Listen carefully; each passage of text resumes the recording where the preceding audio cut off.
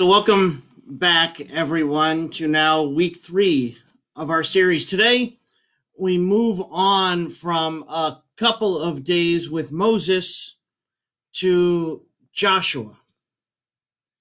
After leading the Israelites through the wilderness and to the brink of the Jordan River, Moses actually learns that he will not be the one to lead the Israelites across the Jordan and into the promised land. That role, it turns out, is reserved for Joshua. So upon Moses' death, it's Joshua who takes the lead and ushers the Israelites across the Jordan. The manner in which that unfolds, however, might sound a little familiar. And we see that story unfold in the 3rd chapter of the book of Joshua. The 3rd chapter starts by telling us that early in the morning, Joshua rose and set out from Shittim with all the Israelites, and they came to the Jordan. They camped there before crossing over. At the end of 3 days, the officers went through the camp and commanded the people, "When you see the ark of the covenant of the Lord your God being carried by the Levitical priests, then you shall set out from your place. Follow it so that you may know the way you should go, for you have not passed this way before. Yet there shall be a space between you and it, a distance of about 2,000 cubits. Do not come any nearer to it." And then Joshua said to the people, "Sanctify yourselves, for tomorrow the Lord will do wonders among you." And to the priests Joshua said, "Take up the ark of the covenant and pass on in front of the people." So they took up the ark of the covenant and went in front of the people. I'm going to fast forward to the 14th verse here, where it says, "When the people set out from their tents to cross over the Jordan, the priests bearing the ark of the covenant were in front of the people. Now the Jordan overflows all its banks throughout the time of harvest.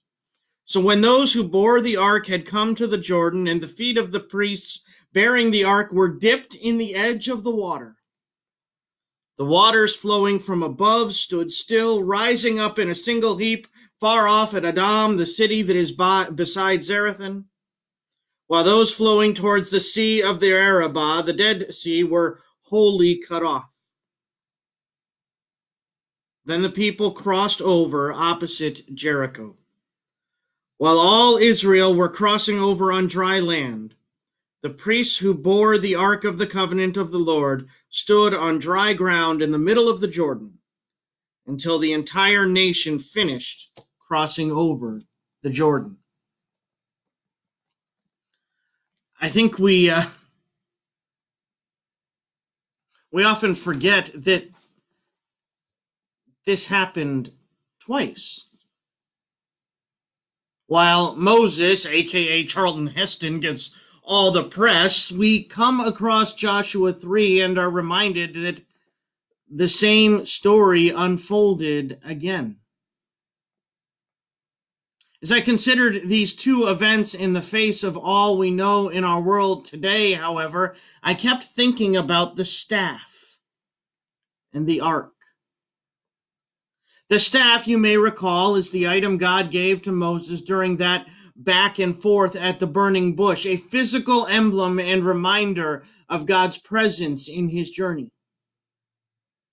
And in many ways, the Ark of the Covenant was the same. The Ark of the Covenant was the physical symbol to the Israelites of God's presence with them. It was carried with them wherever they went as the sign of God's protection and God's care for the people.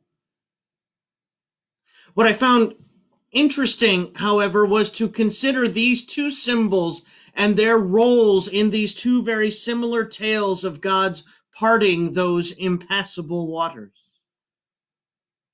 Think back to the crossing of the Red Sea. Remember what God told Moses to do. In Exodus 14, God said, "Lift up your staff and stretch out your hand over the sea and divide it, so that the Israelites might go into the sea on dry ground."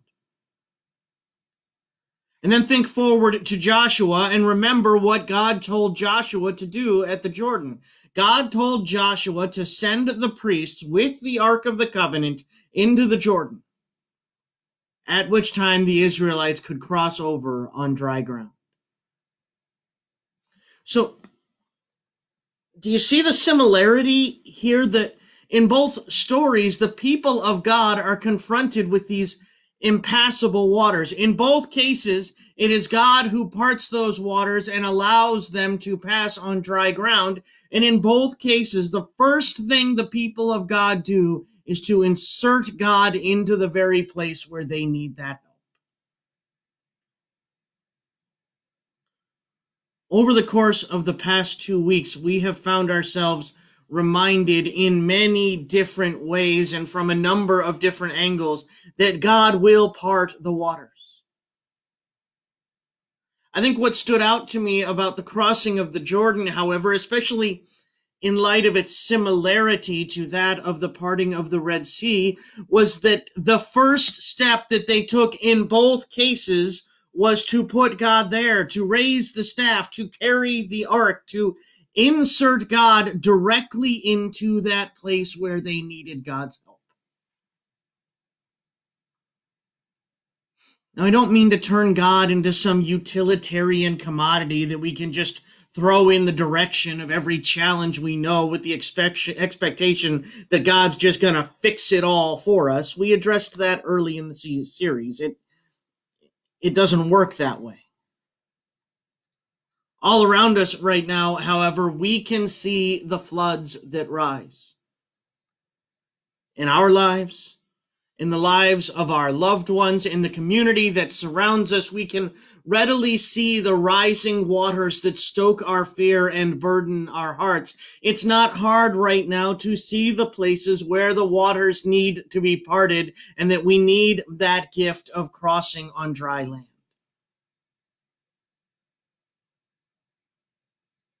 So I guess I'm just suggesting that perhaps we ought to start in the same manner as the Israelites did, to put God there.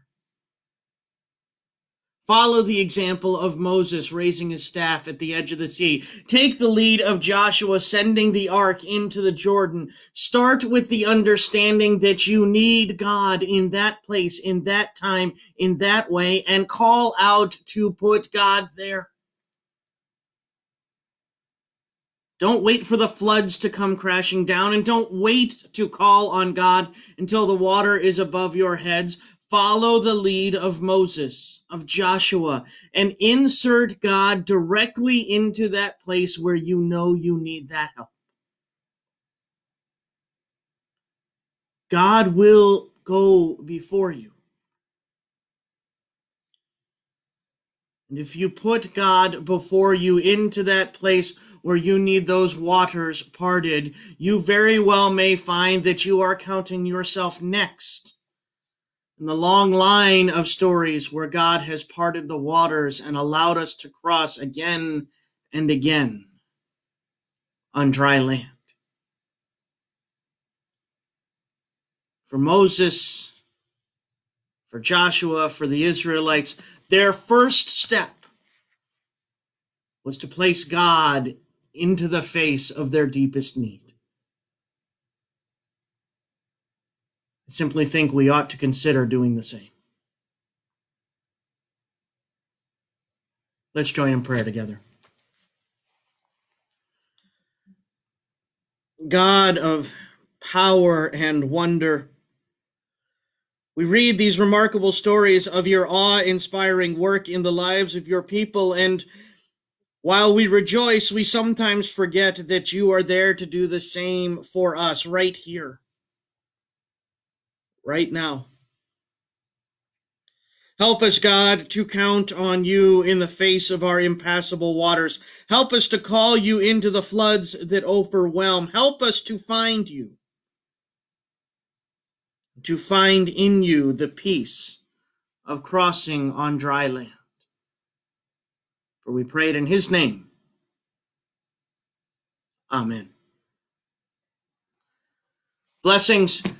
to all of you. I hope you have a wonderful afternoon, and I hope you'll come back and join us tomorrow for our next devotional, but also on Thursday evening at 7 for Maundy Thursday, Friday at 2 for Good Friday, and then, of course, Easter morning with pre-service music at 9:50 a.m. and the service beginning at 10. Have a wonderful day.